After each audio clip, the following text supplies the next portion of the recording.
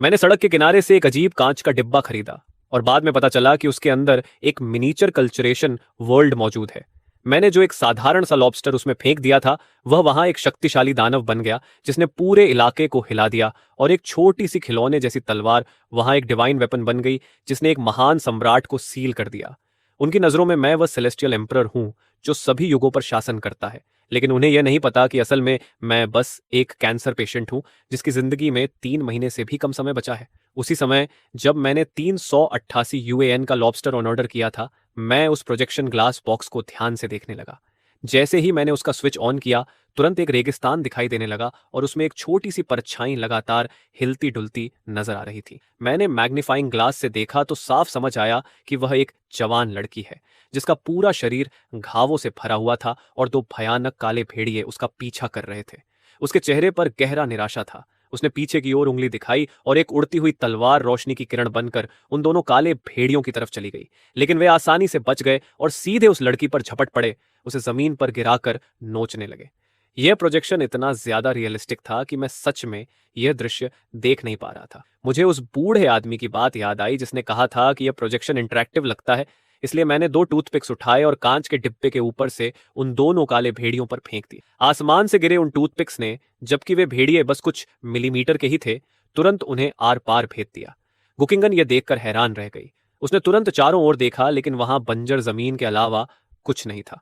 ज्यादा सोचने का समय नहीं था, इसलिए उसने जल्दी से एक मेडिसिनल पिल निकाली और पद्मासन में बैठकर खुद को हील करने लगी। लगभग 15 मिनट बाद कुकिंगान को थोड़ी ताकत वापस मिली। वह पास के विशाल लकड़ी के खंभों जैसे टूथपिक्स के पास पहुंची और मरे हुए डीमन वुल्फ्स को देखकर कांप उठी। उसने कहा, यह शक्ति निश्चित रूप से किसी महान एक्सपर्ट की है। मैं कुकिंगन एज्योर थंडर सेक्ट की डिसाइपल वेनरेबल सीनियर का धन्यवाद करती हूँ जिन्होंने मेरी मदद की। लेकिन काफी देर तक कोई जवाब नहीं आया और उसी समय जिस वेनरेबल सीनियर का नाम वह ले रही थी, वह दरअसल दरवाजा खोलकर अपनी 388 यूएएन की डिलीवरी लेने जा रहा था। मैं उस लग्जरी श्रिम्प बॉक्स के साथ अपने कमरे में लौट आया और जैसे ही खाने बैठा, अचानक देखा कि कांच के डिब्बे में वह छोटी सी लड़की उन टूथपिक्स के सामने घुटनों के बल बैठी कुछ कह रही है। मैं पास गया और साफ सुना, धन्यवाद वेनरेबल सीनियर, आपकी सहायता के लिए। कृपया अपने मैजिकल ट्रेजर वापस ले लें ताकि कोई बाहरी व्यक्ति इसे हासिल न कर सके। मैं मन ही मन हंस पड़ा। ये तो बस 2 टूथपिक्स हैं, लेकिन इस प्रोजेक्शन का इंटरेक्शन सच में कमाल का है। यहां तक कि कहानी अपने आप जनरेट हो रही है। मैंने ज्यादा ध्यान नहीं दिया और खाते खाते उस छोटी मगर बेहद खूबसूरत लड़की को देखने लगा। उधर गुकिंगन बेचैनी से उन टूथपिक्स के चारों ओर घूमती रही, फिर अचानक लड़खड़ाकर जमीन पर गिर गई क्योंकि उसे लगभग 15 दिनों से कुछ खाने को नहीं मिला था। उसकी कल्टीवेशन बस 13वें स्तर तक थी और वह अभी कॉस्मिक एनर्जी से अपना पेट नहीं भर सकती थी। उसने डीमन वुल्फ की लाश की ओर देखा। जिंदा रहने के लिए अब नखरे करने का समय नहीं था। उसने भेड़िए के मांस का टुकड़ा काट कर मुंह में डाला। उसकी बदबू से उसे उल्टी आने लगी, लेकिन जीने के लिए उसे निगलना पड़ा। यह दृश्य देखकर मैं तंग रह गया। इसलिए मैंने धीरे से अपने हाथ में पकड़ी लॉबस्टर की एक बड़ी लाल चमकती हुई पंजा जैसी क्लॉ उस छोटी लड़की के पास रख दी। वह विशाल चीज सीधे उसके सामने गिरी और जमीन कई बार कांप उठी। कुकिंगन हैरान होकर बोली, ये कैसी डीमन बीस्ट की पंजा है, इतनी विशाल। तभी अचानक उसके दिल में एक आवाज गूंजी, खाओ। उसने तुरंत चारों ओर देखा, लेकिन कोई नहीं था। फिर भी वह समझ गई कि वही सीनियर फिर उसकी मदद कर रहे हैं। उसने श्रद्धा से कहा, धन्यवाद वेनेरेबल सीनियर। और सिर्फ उसकी खुशबू से ही उसे ताकत महसूस होने लगी।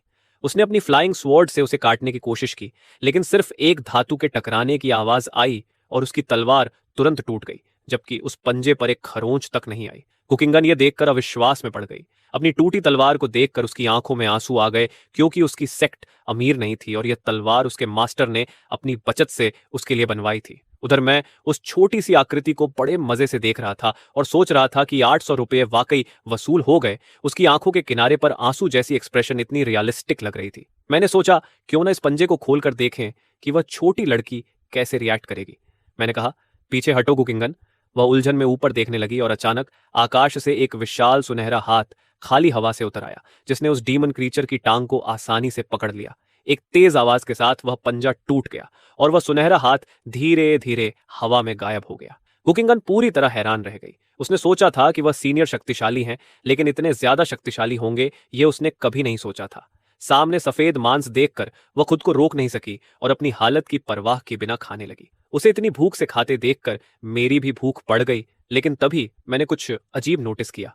इस बॉक्स में श्रिम्प का मांस कम क्यों हो रहा है? एक प्रोजेक्शन खाना कैसे गायब कर सकता है? मैंने फिर उन टूथपिक्स को देखा। वे डीमन वुल्फ के खून से ढके हुए थे। यह सामान्य नहीं है, बिल्कुल भी सामान्य नहीं। क्या ऐसा हो सकता है कि मेरा कैंसर दिमाग तक फैल गया हो और मुझे हेलुसिनेशंस हो रहे हों? मैंने अपने बालों को सहलाया और तय किया कि इसे टेस्ट करना चाहिए। मैंने ध्यान से एनवायरनमेंट ऑब्जर्व करना शुरू किया और देखा कि कांच के डिब्बे में दिख रहा दृश्य हमेशा उसी लड़की के आसपास केंद्रित रहता है। उसे दूर का इलाका दिखाई ही नहीं देता। क्या यह प्रोजेक्शन सिर्फ उसी लड़की के आसपास लगभग 300 मीटर के दायरे को ही दिखाता है? मैं अभी सोच ही रहा था कि अचानक जमीन हिलने लगी, जैसे नीचे से कुछ उस लड़की की तरफ बढ़ रहा हो, और मैंने जल्दी से उसे चेतावनी दी। आधा खा रही गुकिंगन ने जैसे ही वह आवाज सुनी, उसने तुरंत इंस्टिंक्टिवली अपनी टूटी हुई तलवार को कसकर हाथ में पकड़ लिया और सावधानी से चारों ओर देखने लगी। दूर दूर तक पीली रेत आसमान में उड़ती दिखाई दे रही थी, जैसे कुछ बहुत तेजी से उसकी तरफ बढ़ रहा हो। वह दरअसल सैंडवर्म्स थे। गुकिंगन घबरा गई। धत्तेरे की, ये कीड़े तो आमतौर पर सोते रहते हैं, फिर अचानक कैसे जाग गए? तभी गुकिंगन को जैसे कुछ समझ आया और उसने पीछे पड़े उस लाल क्रस्टेशन क्लॉ की तरफ देखा। वह बस एक पल के लिए ध्यान भटका बैठी थी, और तभी लगभग 20 मीटर लंबा एक विशाल सैंडवर्म उसके सामने आ पहुंचा। उसने अपना मुंह खोल दिया, जो भयानक दांतों से भरा था। गुकिंगन ने अपनी टूटी हुई फ्लाइंग सोर्ड को कसकर पकड़ा और सीधे उसकी तरफ छलांग लगा दी। उसने खुद ही हमला शुरू कर दिया, लेकिन वह सैंडवर्म उसे ज्यादा गंभीरता से नहीं ले रहा था, और उसी एक लापरवाही के पल में गुकिंगान की टूटी हुई तलवार का आधा हिस्सा सीधे उसके दिमाग में घुस गया। सैंडवर्म दर्द से पागलों की तरह तड़पने लगा और बेतहाशा मरोड़ खाने लगा। यह सब देखते हुए मैं भी और ज्यादा घबरा गया। तभी मेरी नजर अचानक मेज पर पड़े लाइटर पर पड़ी। मैंने जल्दी से लाइटर उठाया और उसका इलेक्ट्रिक इग्निशन डिवाइस निकाल लिया। मैंने जोर से कहा, दूर हट जाओ गुकिंगान। गुकिंगन ने फिर उसी मास्टर की आवाज सुनी, और उसी समय सैंडवर्म के शरीर से टकराकर उसका शरीर दूर जा गिरा।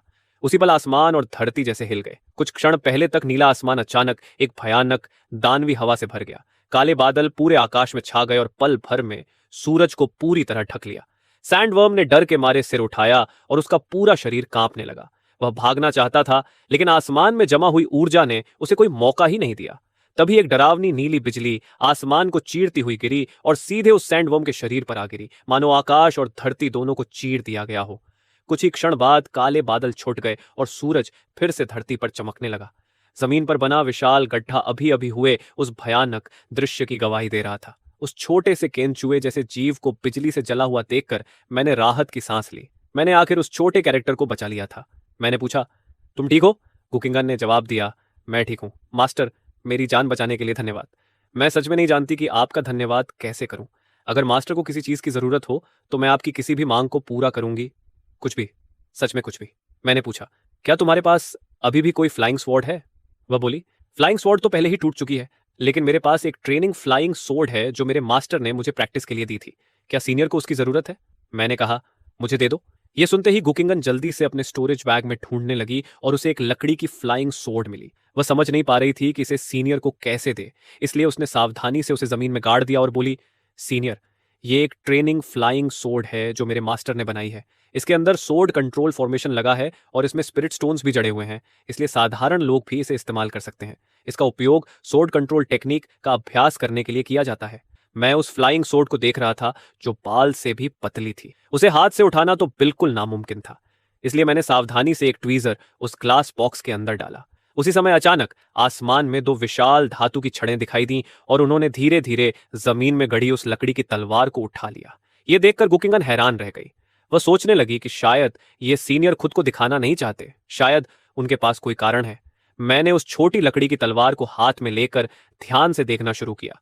उसी समय गुकिंगन ने कहा, इस बॉक्स के अंदर का संसार सच में सीनियर का ही संसार है। क्या मैं इस डीमन श्रिम्प को अपने साथ ले जा सकती हूं? मेरे साथी डिसाइपल्स लगभग 1 साल से हाफ डीमन से घिरे हुए हैं और अब वे ज्यादा देर तक टिक नहीं पाएंगे। मैंने कहा, मुझे विस्तार से बताओ। यह सुनकर गुकिंगान ने आदर से पूरी कहानी सुनाई। असल में उसके मास्टर ने इसी बंजर जमीन पर एज्योर थंडर सेक्ट की स्थापना की थी। 1 साल पहले तक हाफ डेमन ट्राइब कभी इस सेक्ट में दखल नहीं देती थी, लेकिन अचानक उन्होंने एज्योर थंडर सेक्ट पर एक बड़ा हमला कर दिया और सेक्ट लगभग नष्ट हो गई। सौभाग्य से महान चिया डायनेस्टी की दूसरी सेक्ट्स भी युद्ध में शामिल हो गईं और हाफ डीमंस को पीछे हटाना पड़ा। लेकिन किसी ने नहीं सोचा था कि वे हाफ डीमंस तुरंत अपनी रणनीति बदल देंगे और पूरी एज्योर थंडर सेक्ट को घेर लेंगे। ताकि कोई संसाधन अंदर न जा सके और सेक्ट को भूख से खत्म किया जा सके। गुकिंगन को मदद मांगने के लिए भेजा गया था और अगर मदद न भी मिलती तो भी उसे कुछ सप्लाईज लेकर वापस लौटना था। उसकी बात सुनकर मुझे पूरी स्थिति समझ में आ गई। मैंने कहा, सब ले जाओ, अगर कम पड़े तो मेरे पास और भी है। गुकिंगन जल्दी से बोली, ये काफी है, ये काफी है। ये डीमन बीस्ट का रोस्टेड मीट बहुत पौष्टिक है, इसमें बहुत स्पिरिचुअल एनर्जी है और ये शरीर को भी मजबूत बनाता है। ये तो एक स्पिरिचुअल एलिक्सर के बराबर है। इस स्पिरिचुअल मीट से हम उन हाफ डीमंस को पीछे धकेल सकते हैं। इसके बाद गुकिंगन ने एक स्टोरेज बैग निकाला जिस पर रून्स बने हुए थे। उसने उस बैग को लॉबस्टर की उस विशाल क्लॉ की तरफ हिलाया और वह पंजा तुरंत गायब हो गया। मैंने पूछा, क्या भर गया? गुकिंगान बोली, हाँ, यह पहले ही भर चुका है सीनियर। मैं तो इसे खेलने के लिए निकालने वाली थी, लेकिन मुझे उम्मीद नहीं थी कि इसका स्टोरेज स्पेस इतना छोटा होगा। सीनियर, अब मैं सेक्ट वापस जा रही हूं, क्या आप भी आकर देखना चाहेंगे? मैंने कहा, मुझे अभी कुछ काम है, बाद में देखेंगे। गुकिंगन बोली, तो फिर मैं पहले जाती हूं। अगर सीनियर के पास समय हो तो जिंगल सेक्ट हमेशा आपका स्वागत करेगी। यह कहकर गुकिंगन जल्दी जल्दी उस विशाल रेगिस्तान की गहराइयों में चली गई। मैं कांच के उस बॉक्स के बाहर खड़ा होकर उसे चलते हुए देखता रहा। सच में, जैसे जैसे गुकिंगन आगे बढ़ रही थी, बॉक्स के अंदर का दृश्य भी बदल रहा था, लेकिन फिर भी दृश्य हमेशा गुकिंगन के इर्द गिर्द ही केंद्रित रहता था। थोड़ी देर बाद एक पहाड़ दिखाई दिया जिसके चारों ओर काली परछाइयां मंडरा रही थीं। पहाड़ के चारों ओर रोशनी की किरणें तैर रही थीं और बीच बीच में बिजली चमक रही थी। यह दरअसल जिंगल सेक्ट की विशाल प्रोटेक्टिव फॉर्मेशन थी, जिसे 5 थंडर एनाइलेशन फॉर्मेशन कहा जाता था। और लंबे समय से घेराबंदी के बावजूद डीमन रेस उसे तोड़ नहीं पाई थी, इसलिए वे सिर्फ घेराबंदी करके सेक्ट के कल्टीवेटर्स को थकाने की कोशिश कर रहे थे। उसी समय हाफ डीमन कैंप के बीच में एक भेड़िए के सिर और इंसानी शरीर वाला डीमन चिंतित होकर खड़ा था। वह हाफ डीमन रेस का लीडर हीली था। वह बेचैनी से बोला, मैंने शुरुआत से ही कहा था कि इस महान रेगिस्तान में संसाधन बहुत कम है और हमें इंसानों से लड़ना ही पड़ेगा। हम सब गरीब हैं। अगर हम इंसानों को लूट भी लें तो क्या हम अमीर हो जाएंगे? अगर हम ऐसे ही लड़ते रहे तो मुझे नहीं पता कि इंसान टिक पाएंगे या नहीं, लेकिन यह तय है कि हम हाफ डेमन्स जरूर बुरी तरह घायल हो जाएंगे। तभी अचानक कैंप के बीच में एक बूढ़ा आदमी प्रकट हुआ। उसने कहा, तुम लोग लॉर्ड डीमन को हमला करने से क्यों रोक रहे हो? इस सेक्ट की प्रोटेक्टिव फॉर्मेशन बहुत शक्तिशाली है, हम इसे तोड़ नहीं सकते, हमें बस इंतजार करना होगा। वह ठंडे स्वर में हंसा। मुझे लगता है कि तुम लोग करना ही नहीं चाहते हैं ना? उसकी भयानक ऑरा ने आसपास के हाफ डीमंस को दबा दिया। किसी ने घबराकर कहा, यूएनिंग स्टेज का ओल्ड मॉन्स्टर। सब चौंक गए। इतना बड़ा यूएनिंग मास्टर इस जगह कैसे आ सकता है? किसी ने जल्दी से कहा, महाराज, कृपया अपना क्रोध शांत कीजिए। आपको पता नहीं है कि बाकी सेक्ट्स डर रही हैं कि अगर हम किंगल सेक्ट पर हमला कर देंगे तो अगला निशाना वे बन जाएंगी। इसलिए वे सब किंगल सेक्ट में इकट्ठा होकर हमारे खिलाफ लड़ने के लिए आ गई हैं। भले ही ग्रेट एम्परर डायनेस्टी की ये सेक्ट्स छोटी हों, लेकिन अगर वे एकजुट हो जाएं तो उनकी ताकत को कम नहीं आंका जा सकता। बूढ़ा आदमी हल्का सा हंसा। बस एक बिखरी हुई भीड़, लेकिन कोई बात नहीं। उस एंशिएंट लॉर्ड की तरफ की स्थिति लगभग स्थिर हो चुकी है। अब समय आ गया है कि इन नाफरमान लोगों से निपटा जाए। पता नहीं मैंने कौन सा पाप किया था कि इंसानों के झगड़ों में हमें हाफ डेमन्स को भी घसीट लिया गया। लेकिन तुम लोग कम से कम थोड़े काम के तो हो। कम से कम तुमने इस जगह को घेर कर किसी को भागने नहीं दिया, भले ही एक औरत भाग गई हो। तभी हिली बोला, चिंता मत कीजिए महाराज, मैंने पहले ही लोगों को उसके पीछे भेज दिया है, उसे मार दिया जाएगा। यह सुनकर बूढ़ा आदमी चौंक गया और जल्दी से एक चित्र निकाल कर दिखाया। उस चित्र में साफ साफ गुकिंगन की तस्वीर बनी हुई थी। उसने पूछा, क्या वही है? हिली ने कहा, हाँ। तभी एक छोटा वुल्फ डीमन दौड़ता हुआ आया और बोला, रिपोर्ट, उस इंसान के साथी का पीछा करने गया डीमन लॉर्ड मर गया। बूढ़ा आदमी चिल्लाया, क्या क्या उसने उसे भागने दिया या नहीं? तभी हिली बोला, वह औरत वापस लौट आई है, मैं खुद उसे मारूंगा और उसे सेक्ट में घुसने नहीं दूंगा। बेहतर होगा कि उसी समय सेक्ट मास्टर को भी खत्म कर दिया जाए। फिर उसने कहा, लेकिन जंगल सेक्ट ने पूरी ताकत लगाकर हमारे घेराव को तोड़ा था सिर्फ मदद लेने के लिए। अगर उनके रीइंफोर्समेंट बहुत शक्तिशाली हुए तो क्या होगा? बूढ़ा आदमी ठंडे स्वर में बोला, कौन सी शक्ति डाउ सेक्ट के बराबर हो सकती है? डाउ सेक्ट तो सेंट्रल लैंड की पहली सेक्ट है और राइटियस अलायंस की लीडर है। हीली उस बूढ़े आदमी की भयावह शक्ति को जानता था, लेकिन उसने कभी नहीं सोचा था कि उसकी पृष्ठभूमि इतनी डरावनी होगी। वह मन ही मन सोचने लगा कि आखिर इतनी छोटी किंगल सेक्ट ने डॉ जोंग को कैसे नाराज कर दिया। और वह छोटी लड़की जो अभी फाउंडेशन एस्टेब्लिशमेंट स्टेज तक भी नहीं पहुंची, उसे एक नेसेंट सोल कल्टीवेटर क्यों पीछा कर रहा है? उसकी इंट्यूशन उसे बता रही थी कि इन बातों को न जानना ही बेहतर है। इसी समय मेरी मेज पर रखी वह छोटी लकड़ी की तलवार हल्के हल्के कांपने लगी और धीरे धीरे बड़ी होती चली गई, जब तक कि वह लगभग 1 मीटर लंबी लकड़ी की तलवार में बदल नहीं गई, जिस पर रहस्यमयी रून्स बने हुए थे। मैं हैरान होकर उस तलवार को पकड़ लिया। वह मेरे हाथ में आश्चर्यजनक रूप से हल्की थी और उससे हल्की गर्मी भी निकल रही थी। लेकिन इसे इस्तेमाल कैसे करूं? मैंने अपने दिमाग में कल्पना की कि यह तलवार हवा में उड़ रही है। तभी वह फ्लाइंग स्वॉर्ड हल्के से कांपी और धीरे धीरे मेरे हाथ से निकलकर हवा में तैरने लगी। फिर मेरे मन में जिस दिशा की कल्पना कर रहा था उसी दिशा में कमरे में उड़ने लगी। मैं जल्दी से उसे वापस बुला लिया और मेरा दिल तेजी से धड़कने लगा।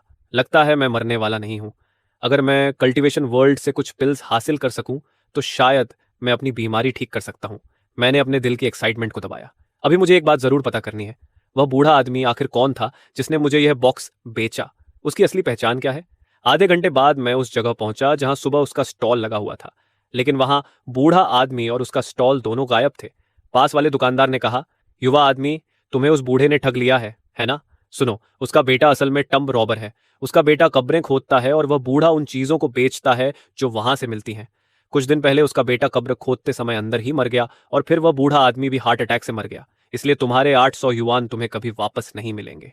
मैं स्तब्ध होकर सुनता रहा। इसका मतलब यह ग्लास बॉक्स सच में जमीन के नीचे से निकाला गया था और जिसे भी यह मिला वह मर गया। लेकिन फिर मुझे याद आया कि वैसे भी मेरे पास ज्यादा दिन बचे नहीं हैं, इसलिए अचानक मेरा डर खत्म हो गया। उसी समय मेरा फोन बजा। देखा तो मेरा कजन लैंग था। उसने कहा, सुना है तुमने नौकरी छोड़ दी और उस टैंक बॉस को भी धमकाया। वैसे भी उसने तुम्हें सैलरी नहीं दी। ऐसा करो, वैंकिंग चान माउंटेन आ जाओ। यहां मेरे पास एक टेम्परेरी काम है। वॉन्किंग चान माउंटेन तियान सिटी की सबसे बड़ी माउंटेन रेंज है। पहाड़ पर पहाड़ और अंत दिखाई नहीं देता, लेकिन पूरे रास्ते मुझे जरा भी थकान महसूस नहीं हुई। ऐसा लग रहा था जैसे मेरे शरीर में ऊर्जा का अनंत स्रोत हो। कुछ मजबूत हाइकर्स तो मेरे साथ स्पीड में कंपीट करने की कोशिश कर रहे थे, लेकिन वे मेरी कार की टेल लाइट्स तक नहीं देख पाए। वे हैरान होकर कह रहे थे, ये आदमी हाइकिंग कर रहा है या दौड़ रहा है? इंसान कब से चुपचाप इवॉल्व हो गए और हमें पता ही नहीं चला। मुझे समझ आ गया कि यह जरूर उस फ्लाइंग स्वॉर्ड में लगी स्पिरिट स्टोन की वजह से है, जो बिना कल्टीवेशन के भी मेरे शरीर में स्पिरिचुअल एनर्जी भर रही है और मेरी फिजिकल कंडीशन को बहुत बढ़ा रही है। बाद में मैं गुकिंगन से कल्टीवेशन मेथड्स पूछूंगा। मुझे दुनिया में इनविजिबल नहीं बनना, कम से कम मैं समय से पहले मरना नहीं चाहता। आखिरकार जब मैं पहाड़ की चोटी पर पहुंचा तो मुझे एक टूटा फूटा टेम्पल दिखाई दिया। एक युवा टॉयस्ट ने मुझे नमस्कार किया। वह मेरा कजन ही था। उसने अपना सर्टिफिकेट दिखाया। देखो, यह मेरा ताई योस्ट सर्टिफिकेट है। मैं हंसकर बोला, आजकल ताई योस्ट्स को भी क्वालिफिकेशन सर्टिफिकेट चाहिए? सुना है ताई योस्ट्स बहुत पैसा कमाते हैं, लगता है तुम तो सफल हो गए। लियंग ने मेरी बात सुनी तो उसका चेहरा तुरंत उदास हो गया। उसने कहा, वह पहले था, अब तो हमारा काम भी मॉन्क्स छीन रहे हैं। आजकल हर कोई बुद्ध की पूजा करने दौड़ रहा है। वैसे क्या तुम टोस्ट बनना चाहोगे? हालांकि हाल ही में हम ज्यादा पैसा नहीं कमा रहे थे, लेकिन कम से कम इससे तुम्हारी बेसिक जरूरतें पूरी हो सकती थी। मैंने उसका प्रस्ताव ठुकरा दिया। लियोंग ने पहले मेरी बहुत मदद की थी, इसलिए मैंने तय किया कि इस बार उसकी मदद करने की बारी मेरी है। रात को मैं एक अंधेरे पहाड़ी जंगल में पहुंचा और मैंने उड़ने वाली तलवार को बुलाया। डू किंग ने कहा था कि इसमें बिल्ट इन सोर्ड कंट्रोल रून्स हैं, जिससे आम लोग भी इसे इस्तेमाल कर सकते हैं। मैंने सावधानी से तलवार को जमीन पर रखा और फिर धीरे धीरे उसके ऊपर खड़ा हो गया। लकड़ी की उड़ने वाली तलवार धीरे धीरे हवा में उठी और फिर धीरे धीरे तेज होने लगी। पहाड़ छोटे होते चले गए। नहीं, ऐसा लग रहा था कि कुछ कमी है। मैंने थोड़ा सोचा, अपना फोन निकाला और एक म्यूजिक चला दी। अब सब परफेक्ट था। मैं हंसते हुए पहाड़ों के ऊपर उड़ रहा था। मेरे जाने के थोड़ी देर बाद पहाड़ पर कैंप कर रहे कुछ लोगों ने आसमान की तरफ देखा। हैरान होकर एक दूसरे को देखने लगे, जैसे सोच रहे हों कि क्या वो अमृता का सपना देख रहे हैं। ये किसने रिकॉर्ड किया? मैंने रिकॉर्ड किया। अगर इसे ऑनलाइन डाल दिया तो ये वायरल हो जाएगा। मैं आधी रात को घर लौटा। बहुत थका हुआ था, इसलिए सीधे बिस्तर पर गिरा और गहरी नींद में सो गया। मुझे ये नहीं पता था कि इस टेस्ट फ्लाइट से पूरे पहाड़ पर कितना बड़ा हंगामा मचने वाला है। हैंकिंग पहाड़ पर किसी के दिखने की खबर तुरंत वायरल हो गई। संयोग से हैंकिंग पहाड़ पर एक टॉइस्ट मंदिर भी था और वो मंदिर काफी जर्जर था, बिल्कुल भी दिखावटी नहीं। क्या ये जानबूझकर अपनी मौजूदगी छिपाने का तरीका नहीं है? इंटरनेट पर लोगों ने तरह तरह के अंदाजे लगाए। कोई कह रहा था कि उस टॉइस्ट मंदिर में कोई अमृता की साधना कर रहा है। अगले दिन सुबह सुबह पूरे मंदिर को लोगों ने घेर लिया। लियंग के मास्टर सुबह जल्दी उठे और आने वालों को हैरानी से देखने लगे। ये लोग ना तो भविष्यवाणी पूछने आए थे और ना ही चढ़ावा देने। वो सिर्फ ये जानना चाहते थे कि क्या वो किसी अमर इंसान से मिल सकते हैं। लेकिन बहुत जल्दी टोस्ट पुजारी को समझ आ गया कि यह बहुत बड़ा मौका है। पूरे मंदिर के लाउड स्पीकर पर वही गाना बजने लगा। हर बार जब कोई पूछता कि क्या वो अमर से मिल सकता है, वो कोई जवाब नहीं देता, बस मुस्कुरा देता, जिससे लोगों की कल्पना और भी बढ़ जाती। इस नजारे ने गुआनांग मंदिर के भिक्षुओं को पूरी तरह हैरान कर दिया। देवताओं और बुद्ध की पूजा करने के बजाय सीधे अमृता की साधना करना यही सही है। अब अमृता की साधना का समय आ गया है ना? मैंने भी ये ट्रेंडिंग टॉपिक देखा और मुस्कुराए बिना नहीं रह सका। लियांग अब तो बहुत व्यस्त होगा। क्या मुझे भी मौका देखकर फिर से युएन पर तलवार से उड़ना चाहिए? गुकिंगन धूल से ढकी हुई थी और रास्ते में रुकने की हिम्मत नहीं कर रही थी, क्योंकि उसे डर था कि कहीं और पीछा करने वाले ना मिल जाएं। सौभाग्य से आज उसका दिन अच्छा था। वह सेक्ट की तरफ बढ़ी और रास्ते में उसे कोई परेशानी नहीं हुई। वह आखिरकार सुबह होने से पहले किंगली सेक्ट पहुंच गई। वह दूर खड़ी होकर देख रही थी। उजाड़ जमीन पर आधे दानवों के कैंप गोल घेरों में लगे हुए थे। उन्होंने पूरी तरह उस पहाड़ को घेर रखा था। आसमान और जमीन दोनों जगह आधे दानव तैनात थे। गुकिंगान ने रास्ते में लगाए गए अपने ट्रैप्स और फॉर्मेशंस की मदद से सावधानी से सेक्ट के अंदर वापसी की। किंगान एक परिचित आवाज सुनाई दी। गुकिंगान मुड़ी और उसने देखा कि एक दुबली पतली लड़की उसके पीछे खड़ी है। छोटी बहन और वह दोनों उत्साह से एक दूसरे से लिपट गईं। ये बहुत अच्छा है। सेक्ट के मास्टर किनान ने कहा था कि सेक्ट की बड़ी फॉर्मेशन अब ज्यादा देर तक नहीं टिकेगी। पहाड़ के रिसोर्सेज भी खत्म हो चुके हैं। अगर तुम वापस नहीं आती तो हम यहां फंसकर मर जाते। यहां की आवाज सुनकर पहाड़ के कई सेक्ट लीडर्स दौड़कर आ गए। गुकिंगान को सुरक्षित देखकर सभी ने राहत की सांस ली। मिस गु, क्या आप रिसोर्सेज लेकर आई हैं? क्या कोई हमारी मदद करने वाला है? आसपास के सेक्ट लीडर्स की चिंतित नजरों को देखकर गुकिंगन को भी स्थिति की गंभीरता समझ आ गई।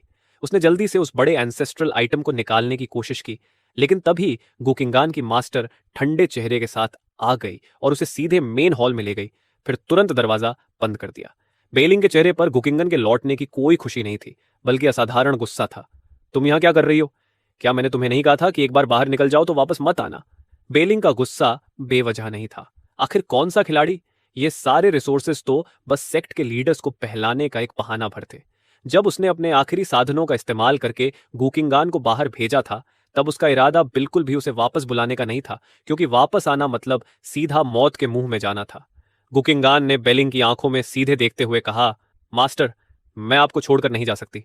वह जानती थी कि उसका मास्टर चाहता है कि वह जिंदा रहे, लेकिन क्या वह अपने मास्टर को भी जिंदा नहीं देखना चाहती? अगर मरना भी पड़ा तो वह अपने मास्टर के साथ ही मरना चाहती थी। गुकिंगन की जिद्दी आंखों को देखकर बेलिंग समझ गया कि अब कुछ भी कहना बेकार है। उसने गुस्से से कहा, तुम इतनी मूर्ख क्यों हो? गुकिंगान ने तुरंत कहा, मास्टर, मैं रिसोर्सेज लेकर आई हूं। बेलिंग ने सिर हिलाकर कहा, रिसोर्सेज का अब कोई फायदा नहीं। गुकिंगान ने जल्दी से कहा, नहीं, बात वैसी नहीं है मास्टर। इस बार सच में बहुत सारे रिसोर्सेज हैं। बेलिंग ने ठंडे स्वर में कहा, तो निकालो और हमें दिखाओ। गुकिंगान ने इधर उधर देखा और कहा, मास्टर, यह जगह बहुत छोटी है, चलिए बाहर चलते हैं। दोनों मेन हॉल से बाहर आ गए। बाहर खड़े अलग अलग सेक्ट्स के लीडर्स उन्हें देखते ही उत्सुकता से आगे बढ़ आए। बेलिंग कुछ बोलने ही वाला था कि अचानक आसमान अंधेरा हो गया।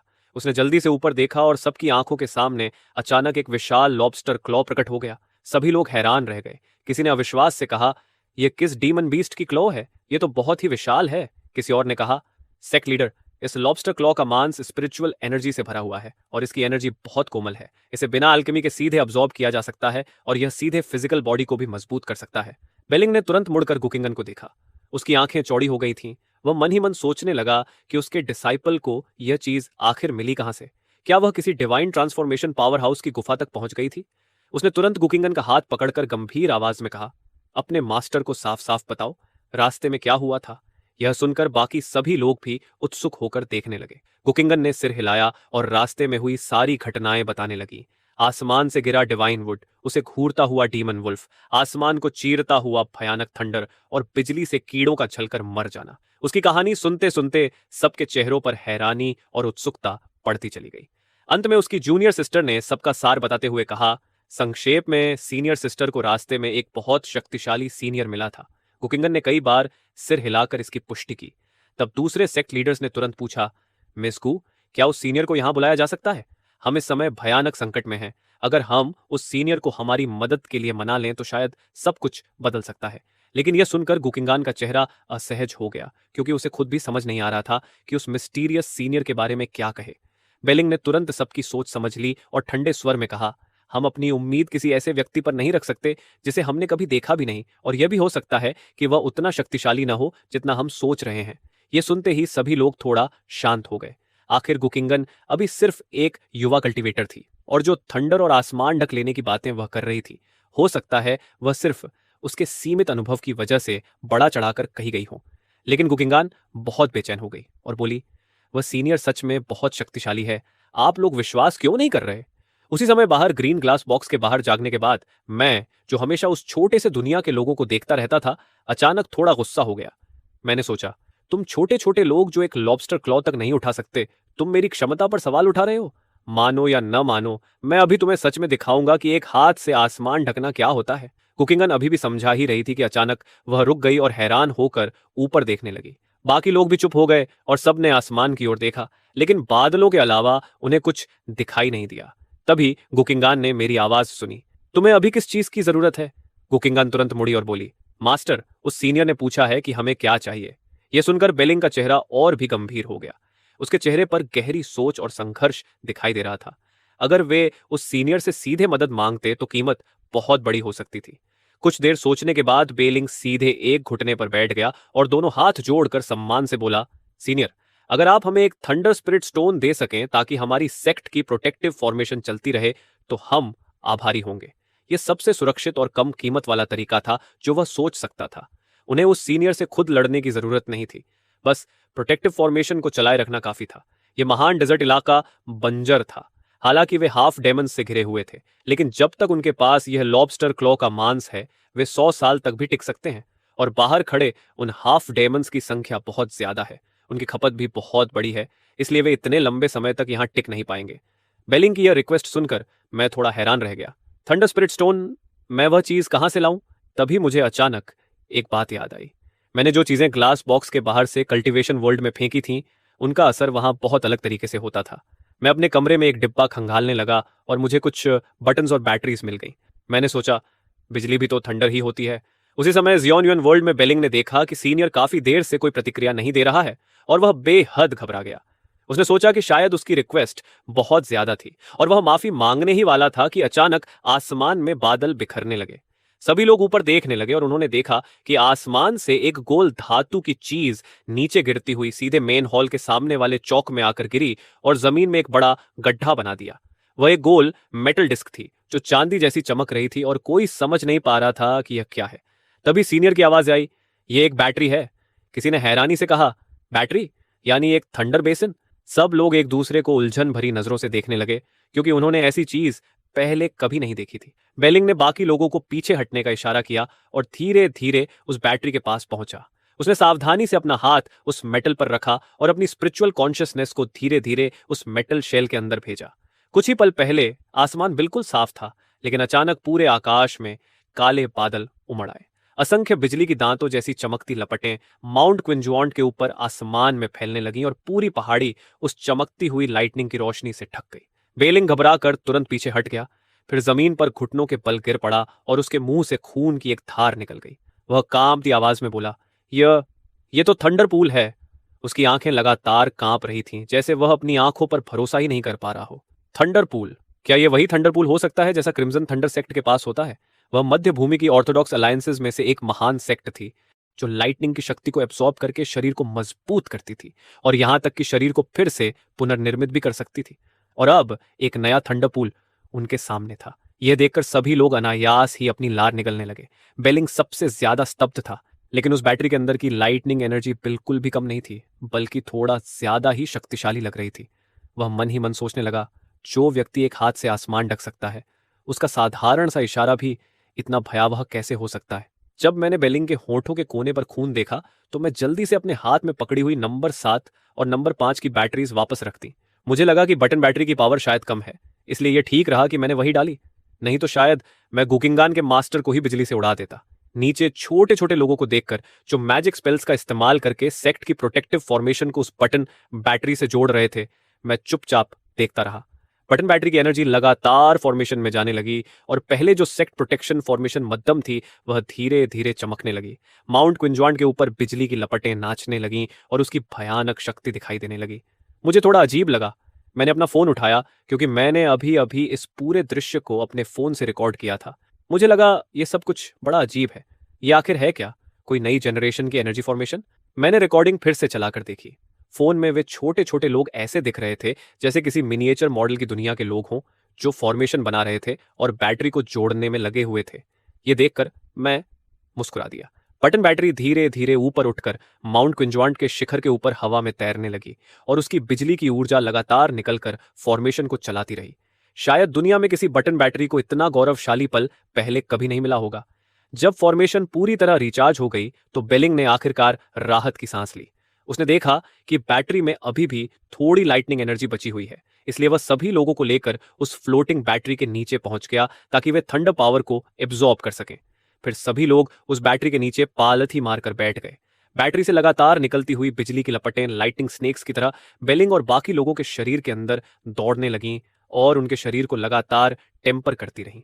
अगर संभव हो तो उनकी कल्टीवेशन लेवल भी थोड़ा बढ़ सकती थी। माउंट क्विंजवंट के नीचे हाफ डीमंस का एक समूह उस तैरते हुए विशाल धातु के गोल टुकड़े को हैरानी से देख रहा था। वे आपस में चर्चा कर रहे थे कि उन्होंने पहले कभी इतनी अजीब चीज नहीं देखी। जब से उन्होंने मनुष्यों को घेरा था, तब से किंगली सेक्ट की प्रोटेक्टिव फॉर्मेशन और भी मजबूत हो गई थी। क्या यह सब उस गोल्ड डिस्क की वजह से हो रहा है? डीमंस बहुत उलझन में थे, क्योंकि कुछ दिन पहले यह फॉर्मेशन लगभग एनर्जी खत्म होने के कारण टूटने वाली थी। लेकिन अब अचानक उसमें इतना भयानक ऑरा कैसे आ गया? वह पहले से भी ज्यादा शक्तिशाली हो गई थी। कई हाफ डेमंस को अचानक उस छोटी मानव लड़की की याद आई जो कुछ समय पहले वापस भागती हुई आई थी।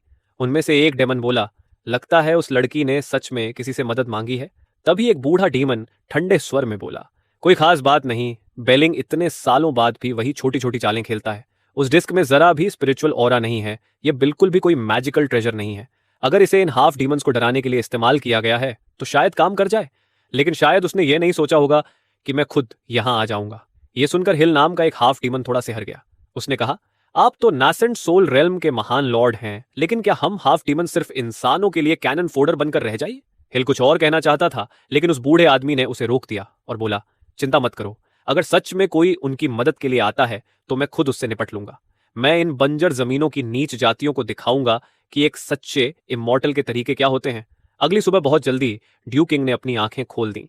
उसके शरीर पर बिजली की लपटें कूद रही थीं और उसकी आंखों में नीले हरे रंग की रोशनी चमक रही थी। हेवनली थंडर से बॉडी टेम्परिंग और डीमन बीस्ट की स्पिरिचुअल फ्लैश को एब्जॉर्ब करने के बाद उसका शरीर फिर से पूरी तरह टेम्पर हो चुका था। अब वह एक बॉडी कल्टीवेटर बन चुका था। उसकी फिजिकल स्ट्रेंथ अब किसी फाउंडेशन स्टेज कल्टीवेटर से बिल्कुल भी कम नहीं थी, बल्कि कुछ फाउंडेशन स्टेज कल्टीवेटर से भी वह मुकाबला कर सकता था। आसपास की सेक्ट्स के लीडर्स ने भी अपनी आंखें खोलीं और अपने शरीर को अविश्वास से देखने लगे।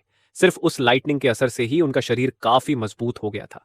कुछ कल्टीवेटर्स तुरंत उठे और आसमान की ओर झुककर बोले, मास्टर, आपका धन्यवाद। जब बेलिंग ने आंखें खोली तो उसने गुकिंगन की ओर देखा और फिर धीरे से आह भरी। उसने कहा, किंगन, फिर भी काम नहीं बना। तुम्हारा मास्टर अभी भी कल्चरेशन के 14वें लेयर पर ही अटका हुआ है। कुकिंगन ने शांत स्वर में कहा, मास्टर, यह भी बहुत अच्छा है। प्राचीन समय से कल्टीवेशन में सिर्फ 10 लेयर्स मानी जाती हैं, लेकिन मैं पहले ही 14 तक पहुंच चुका हूं, फिर भी ब्रेक थ्रू का कोई संकेत नहीं है। बेलिंग ने धीरे से कहा, किंगन, तुम हमेशा से अपनी ओरिजिन के बारे में जानने के लिए उत्सुक रही हो, है ना? उन हाफ डेमंस के बीच मुझे एक परिचित ऑनरा महसूस हो रहा है। अगर सब ठीक रहा और तुम इस बार बच गई तो समय आ गया है कि मैं तुम्हें सब सच बता दूं। यह कहकर बेलिंग धीरे धीरे खड़ा हो गया और उसका शरीर हवा में तैरने लगा।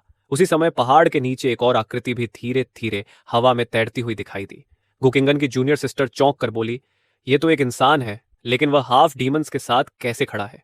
यह देखकर मैं भी गंभीर हो गया। ऐसा लग रहा था कि अब लड़ाई होने वाली है।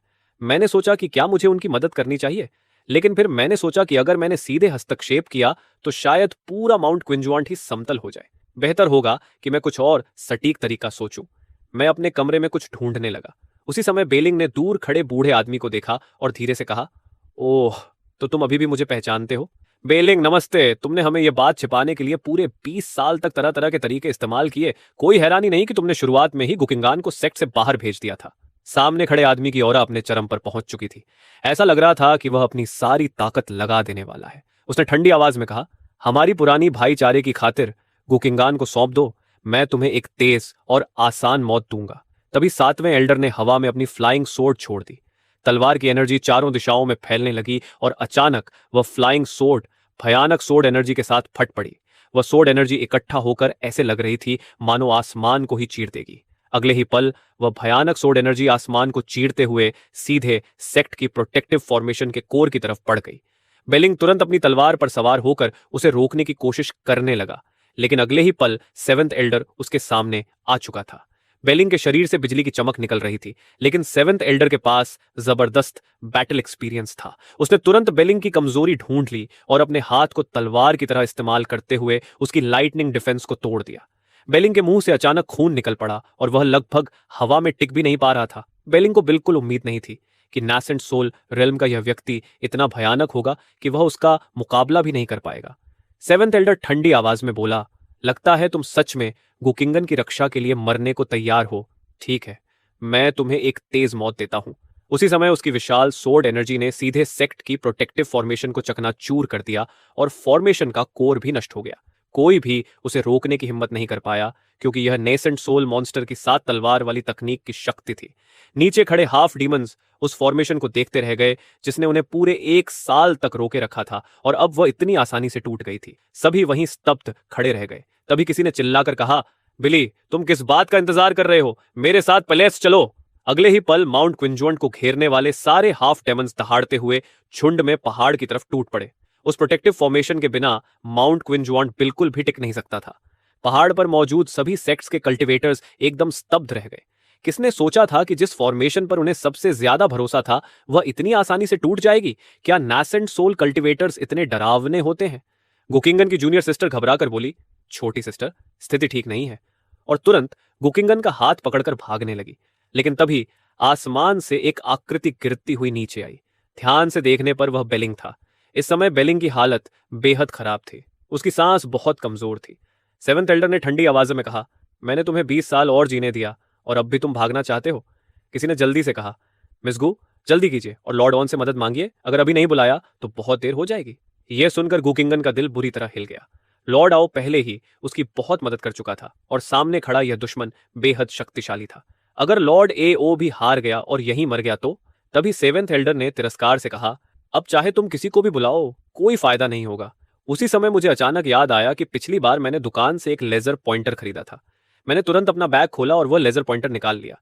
मैंने सोचा यह चीज शायद काम आ जाए। और जैसे ही मैं इसे इस्तेमाल करने वाला था, उसी समय कमजोर सांस ले रहे बेलिंग के दिमाग में अचानक एक लड़की की आवाज गूंजी, लिंगर, जिद मत करो, सॉवरेन के सामने अपनी गलती मान लो, गुकिंगन और मिस्टिकल ब्लड सौंप दो। सॉवरेन तुम्हें गारंटी देता है कि उसके लोग तुरंत आकर तुम्हें बचा लेंगे।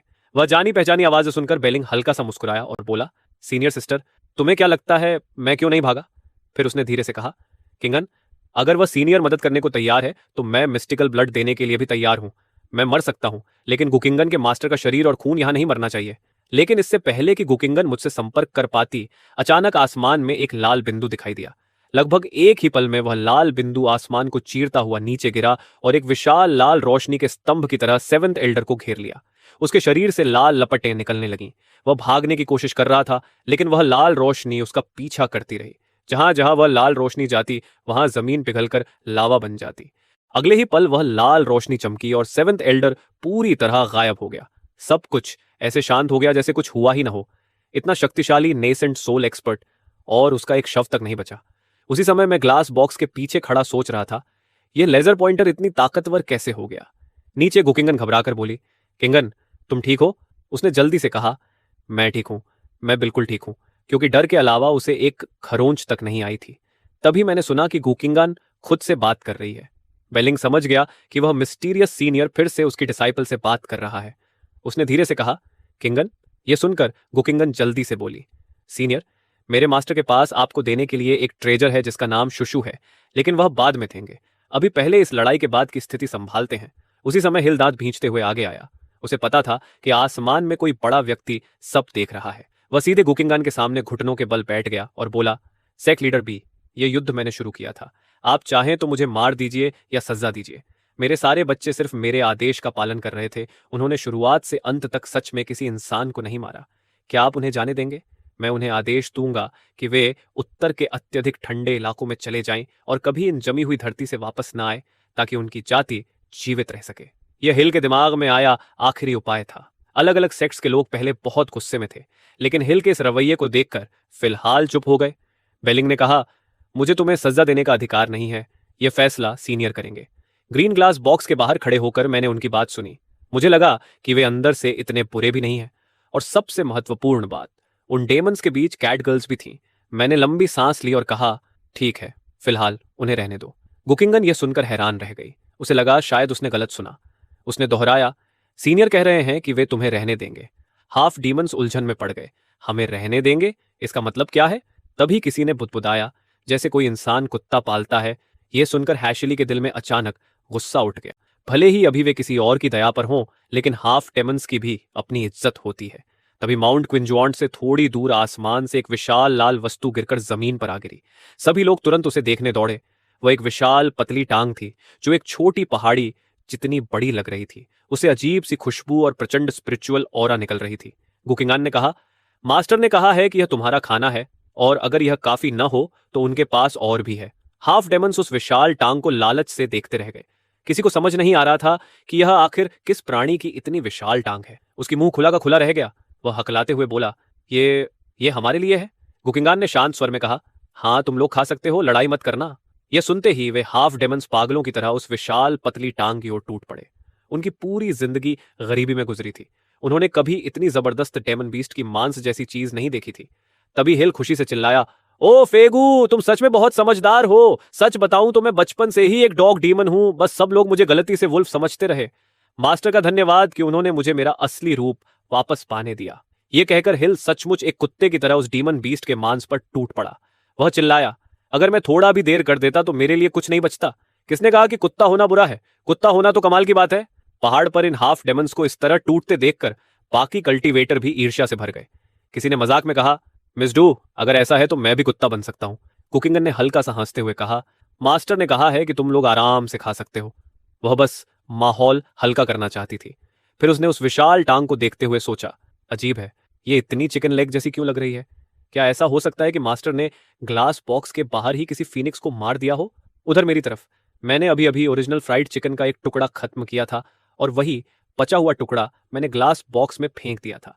मुझे बिल्कुल अंदाजा नहीं था कि जियोन यूएन की दुनिया में वही फ्राइड चिकन फीनिक्स बन गया है। दोपहर तक इंसानों और हाफ डीमंस ने मिलकर पूरे बैटलफील्ड को साफ कर दिया। तभी मुझे याद आया कि गुकिंगान ने कहा था कि उसका मास्टर मुझे शुक्शू नाम का ट्रेजर देना चाहता है। मैंने हाथ बढ़ाकर उसे लेने की कोशिश की, लेकिन डर था कि कहीं किसी को चोट न लग जाए। इसलिए मैंने फिर से वही लॉबस्टर क्लॉ और फ्लाइंग स्वॉर्ड को उठाने की कोशिश की। अचानक आसमान में बादल फटने लगे और एक विशाल सुनहरा हाथ धीरे धीरे बादलों को चीरते हुए नीचे उतरने लगा। जमीन पर खड़े हाफ डेमन्स तुरंत घुटनों के बल गिर पड़े। यहां तक कि बेलिंग भी कांपने लगा। लेकिन तभी वह स्वर्गीय हाथ अचानक गायब हो गया। सबने राहत की सांस ली। उस भयानक दबाव की वजह से कई छोटे डीमंस तो वहीं बेहोश हो गए थे। थोड़ी देर बाद आसमान से दो विशाल धातु के स्तंभ फिर से नीचे गिरे। गुकिंगान ने जल्दी से एक स्टोरेज बैग उस धातु के पास रख दिया। सभी ने देखा कि मेटल पिलर हल्का सा बंद हुआ और उस बैग को लेकर फिर आसमान में गायब हो गया। उसके जाने के बाद सबने गहरी सांस ली, क्योंकि वह दबाव इतना भयानक था कि लगता था दिल ही बाहर निकल जाएगा। तभी अचानक हिल ने आसमान की ओर जोर से चिल्लाया और जल्दी से एक गोल पत्थर निकाला। उसने कहा, सीनियर, यह मेरे पूर्वजों द्वारा छोड़ा गया डीमन बीस्ट एग है। कहा जाता है कि इसमें एंशिएंट ड्रैगन की संतानों का ब्लड लाइन है। कृपया इसे स्वीकार करें। उसी समय वह मेटल पिलर जो अभी अभी आसमान में गया था फिर से नीचे उतर आया। यह देखकर हेल ने जल्दी से उस पत्थर के अंडे को अपने सिर के ऊपर उठा लिया। मेटल स्फीयर हल्का सा बंद हुआ और उस अंडे को लेकर फिर आसमान में गायब हो गया।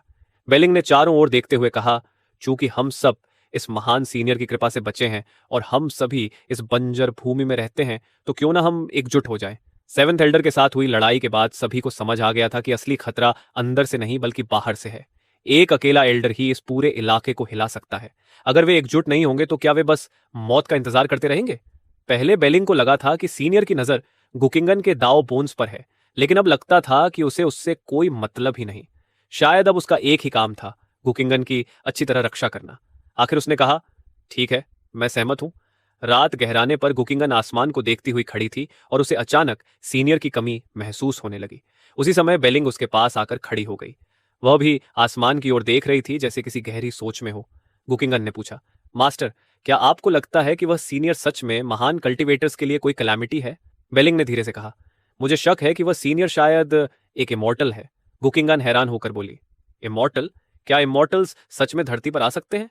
बेलिंग भी पूरी तरह निश्चित नहीं थी, लेकिन उसने कहा, जिस तरह उसने तुम्हारे डाओ बोन्स के सामने भी कोई लालच नहीं दिखाया, अगर वह इमॉर्टल नहीं है तो और कौन ऐसा कर सकता है? फिर उसने कहा, सीनियर ने तुम्हें चुना है, इसका मतलब उसने तुम्हारी प्रतिभा देखी है। किंगन, तुम्हारे डॉ बोन्स को संतुष्ट करने के लिए बहुत बड़ी ऊर्जा चाहिए, इसलिए तुम्हारी कल्चरेशन की ब्रेक थ्रू धीमी है। इमॉर्टल्स हम कल्चरेटर्स से अलग होते हैं। उनके हर काम का संबंध कर्मा से होता है। इसलिए आगे से कोशिश करना कि तुम सीनियर से कम मदद मांगो, क्योंकि उनकी हर मदद पर कर्मा का बोझ पड़ता है। इसके बाद बेलिंग ने वह सब सच बता दिया जो उसने इतने सालों से छिपा रखा था। गुकिंगन की माँ, जो कि बेलिंग की मास्टर भी थी, ऑक्सियन सेक्ट के सेक्ट लॉर्ड की बेटी थी। उसका नाम लुओयू था। अपनी युवावस्था में लिओयू ने बहुत हंगामा मचाया था और बाद में वापस आकर उसने गुकिंगान को जन्म दिया। लेकिन उसी दिन एक डीमन ओनरा बाहर निकल गई और पूरे सेंट्रल टेरिटरी में यह अफवाह फैल गई कि ऑक्सियन सेक्ट की सेंट ने डीमन रेस के किसी व्यक्ति से संबंध बना लिया है। उसके पिता लुआऊ तब बूढ़े और कमजोर हो चुके थे। वह डिवाइन ट्रांसफॉर्मेशन स्टेज पर 1000 साल से अटका हुआ था और सेक्ट में उसकी प्रतिष्ठा बहुत कमजोर हो गई थी। अपनी पोजीशन बचाने के लिए उसने अपनी ही बेटी लोयू के साथ विश्वासघात किया। अंत में लोयू ने आत्महत्या कर ली। उसके बाद जायोन सेक्ट के राइचस कल्टिवेटर्स के पास पीछे हटने के अलावा कोई विकल्प नहीं बचा। जब गुकिंगन का जन्म हुआ था तब उसकी मां पहले ही जानती थी कि उसके पास डाओ बोन्स हैं, ताकि कोई उन डाओ बोन्स को निकाल ना सके। लोयू ने बेलिंग से कहा कि वह गुकिंगन को सेंट्रल टेरिटोरी से दूर ले जाए। इसलिए बेलिंग उसे लेकर इस ग्रेट डेजर्ट में आ गई। यहाँ स्पिरिचुअल एनर्जी कम थी और रिसोर्सेज भी सीमित थे, लेकिन यह जगह सुरक्षित थी। लेकिन किसे पता था कि 20 साल बाद भी लोग गुकिंगन के दाओ बॉडी का पता लगा लेंगे। गुकिंगन का मन पूरी तरह उलझ गया था। उसने कभी नहीं सोचा था कि उसकी ओरिजिन इतनी जटिल होगी। ऑक्शन सेक्ट की सेंट की बेटी, डीमन ट्राइब की डिसेंडेंट और डाओ बोन होल्डर। बेलिंग ने धीरे से कहा, अच्छा हुआ कि तुम्हारी मुलाकात वेनरेबल एयो से हुई। इससे तुम्हें बहुत सारे दुखों से बचा लिया गया। बेलिंग पिछले 20 सालों से डर में जी रही थी, लेकिन आज वह थोड़ा आराम महसूस कर पा रही थी। उसने सोचा, अगर वेनरेबल एओ है तो शायद मैं न भी बचूं, लेकिन किंगन जरूर बच जाएगी। यह सब सुनकर मैं ग्लास बॉक्स के बाहर खड़ा पूरी तरह हैरान रह गया। क्या गुकिंगन की कहानी सच में इतनी जटिल है? मैंने सोचा, चलो पहले सो ही लेते हैं। अगले दिन जैसे ही मैं उठा, मैंने देखा कि जो चीजें मैंने कल बाहर निकाली थीं, वे सब बहुत बड़ी हो चुकी थीं। एक स्टोरेज बैग और कई स्पिरिचुअल स्टोन्स। गुकिंगन के अनुसार ये सब हाई ग्रेड मैजिकल आर्टिफैक्ट्स थे। इसके अलावा वहां एक बेसिक कल्चरेशन मैनुअल भी था, जिसका नाम था सीक्रेट ऑफ 10,000 स्प्रिंग्स। अब मेरा इरादा साफ था। मैं असली दुनिया में इमोर्टैलिटी कल्टीवेट करना चाहता था। आखिर एक कल्टीवेटर को कैंसर जैसी बीमारी तो नहीं होनी चाहिए। मैंने तुरंत सीक्रेट ऑफ 10,000 स्प्रिंग्स खोलकर कल्टीवेशन टेक्निक्स सीखना शुरू कर दिया। दरअसल उसे पढ़ने की भी जरूरत नहीं थी। बस मैनुअल को पकड़कर अपने माथे से लगाना होता था और उसके अंदर की सारी जानकारी अपने आप धीरे धीरे मेरे दिमाग में बहने लगती थी। हालांकि कुछ बातें ऐसी थीं जिन्हें मैं सच में समझ नहीं पा रहा था, इसलिए मुझे बार बार गुकिंगन से पूछना पड़ता था। इस तरह दिन पर दिन बीतते गए और पूरा 1 महीना गुजर गया। उस पूरे महीने में एक बार भी बाहर नहीं निकला। यहां तक कि खाना पहुंचाने वाला डिलीवरी बॉय भी लगभग मेरा पता याद कर चुका था। इसी दौरान बेलिंग ने हाफ डीमंस और कल्टीवेटर्स को साथ लेकर अपना नया घर भी बनाना शुरू कर दिया। वे लोग माउंट क्विंजोन छोड़कर हाफ डीमंस की एंसेस्ट्रल लैंड पर चले गए और वहां बड़े पैमाने पर निर्माण कार्य शुरू किया। इस 1 महीने में वह विशाल लॉबस्टर क्लॉ पूरी तरह गुकिंगन ने अब्सॉर्ब कर लिया। उसमें भरी हुई स्पिरिचुअल एनर्जी और उसकी लगातार मेहनत से उसकी कल्टीवेशन तेजी से बढ़ी और वह सफलतापूर्वक कंडेंस्ड ची के 19वें स्तर तक पहुंच गई। आम लोग 10वें स्तर पर ब्रेक थ्रू कर लेते हैं, लेकिन उसे 20वें स्तर तक पहुंचना पड़ता है। यही तो डाओ बोन्स की खासियत होती है। एक दिन अचानक लियांग का फोन आया। हेलो भाई, क्या कर रहे हो? आओ थोड़ा पीने चलते हैं। बहुत समय हो गया हम दोनों भाइयों ने साथ में ड्रिंक नहीं किया।